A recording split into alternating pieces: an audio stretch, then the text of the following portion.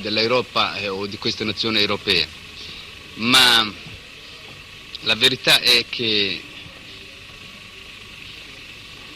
noi ci teniamo a chiarire questo fatto. La verità è che noi, forse ingenuamente, speriamo che l'Europa capisca questo paese giovane, Somalia come altri paesi, e lo capisca al di fuori degli schemi e dei contesti precedenti. In questo modo credo che nel futuro prossimo ci sia una possibilità non indifferente di collaborazione e di promozione di programmi e di idee e di rapporti che condurranno senz'altro a fugare ogni dubbio che prima esisteva nei rapporti tra Africa e Europa. Quindi bisogna tendere, quindi deve essere inteso per l'uso e l'interesse della massa africana, non gruppo di individui creati, non so, dai politicanti europei, tanto per mantenere delle basi speciali di un ordine speciale che non è abbocciato sulla massa, sulla credenza della massa o sulla voce della massa, ma è abbocciato soltanto per un interesse momentaneo. Quali sono per voi giovani studenti le colpe maggiori che l'Europa ha nei confronti dell'Africa, nei confronti della Somalia se volete, ma soprattutto nei confronti dell'Africa? Veramente per analizzare quello che noi consideriamo i colpi maggiori dell'Europa nei confronti dell'Africa ci vorrebbe un lungo tempo, perché è un problema che si connette non solo agli aspetti sociali e economici, ma anche agli aspetti politici. Ora, per quanto riguarda i problemi contemporanei, direi che i colpi maggiori dell'Europa nei confronti dell'Africa si costituiscono innanzitutto da colpi politici.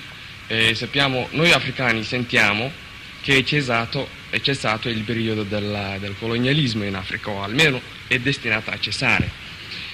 Però vediamo dall'altro canto che c'è un nuovo spirito nell'Europa che di risanare, di riprendere una posizione sostanzialmente non differente da quella colonialista. Quindi sentiamo che esiste il neocolonialismo europeo nei confronti dell'africano.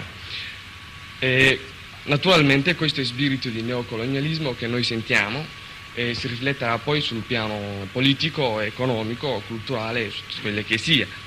Noi africani desideriamo che l'Europa si renda conto una buona volta per sempre che noi come Africa rispettiamo l'Europa e vorremmo mantenerci in rapporti con l'Europa su piedi di parità. Se mi consente, Presidente, vorrei fare una domanda di casa nostra. Prego. I rapporti con l'Italia. Io ho detto più volte i rapporti d'Italia. Noi dall'inizio della rivoluzione abbiamo considerato i nostri rapporti con i paesi esteri. L'Italia abbiamo considerato un rapporto speciale. Naturalmente tenendo conto dei nostri legami precedenti, storici, culturali, commerciali, altre considerazioni in vari settori, noi abbiamo detto l'Italia diamo un ruolo speciale, un ruolo di considerazione nel nostro ambito come il paese, diciamo, che guardiamo, che trattiamo con riguardo speciale. Questa era la nostra decisione come nostra politica con il governo italiano, con il popolo italiano.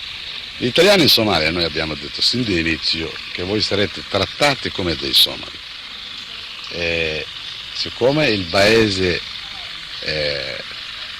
desidera battersi sul concetto di autosufficienza, voi come i somali fate il vostro contributo, naturalmente privatamente, ma cercate di muovere con noi, con questa rivoluzione muovete con noi. Noi abbiamo garantito sotto ogni punto di vista, la loro sicurezza, la loro proprietà, la loro libertà, e con una sola condizione, che non osate di mettere bastoni fra loro. Questo paese che tende, a parte altre cose, deve avere un clima di disciplina e di ordine. Solo questa condizione. Il resto voi siete liberi come dei somali. Noi abbiamo detto e ci stiamo ancora la nostra politica. Abbiamo detto con il governo italiano, il ministro Moro, che abbiamo avuto diretto contatto, e così il nostro ministro degli esteri, alla sua visita in Italia, in base alle istruzioni date da noi, è quella di trattare francamente e sinceramente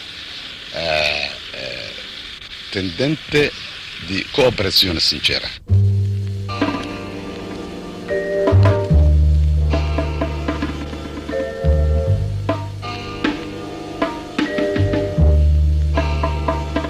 La presenza italiana in Somalia si è notevolmente ridotta.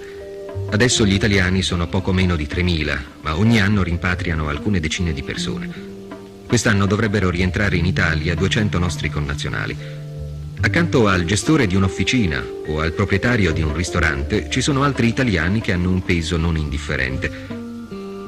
Più della metà delle aziende delle banane, ad esempio, è in mani italiane, e le banane costituiscono la voce più importante nelle esportazioni somale.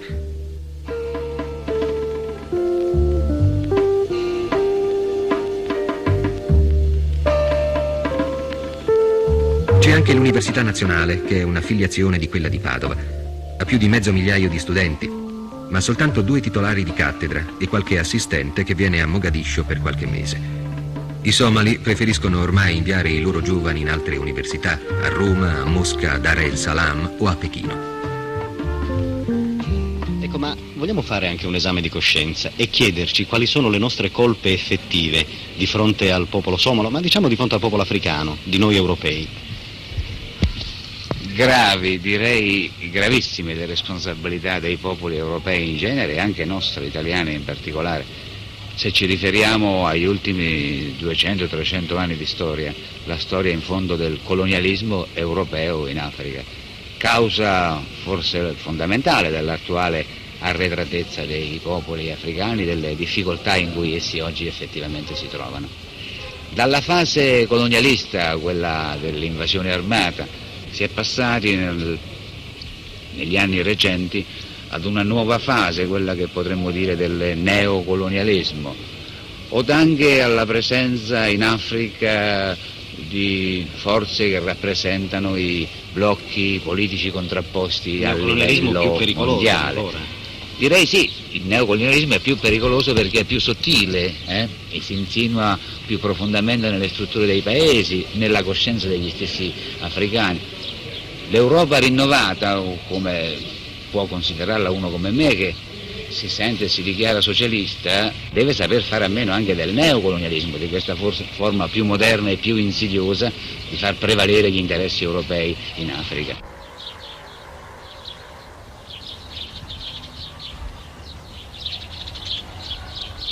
La rivoluzione ha i suoi slogan semplici, di effetto immediato sulla gente. E proprio questo ufficiale, che ha studiato in Italia in una scuola dei carabinieri a Firenze, ha detto: non vogliamo riempirci la bocca. Per noi il socialismo è al tempo stesso un fine, cioè una società senza sfruttamento, e un metodo di lavoro che dà più importanza ai fatti che alle parole. Ma cos'è in realtà il socialismo scientifico della